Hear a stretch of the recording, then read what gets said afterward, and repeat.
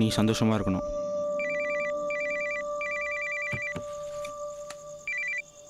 Hello, யாரு? சௌமி, எப்படி இருக்க? சௌமிமா, ஹலோ, எங்க இருக்க சௌமி நீ? ஐயோ, எங்க போன நீ? நல்லா இருக்கியா சௌமி? கேக்குதான பேசுறது? ஹலோ, ஏன் அலற? பேசு சௌமி, பேசு சௌமி.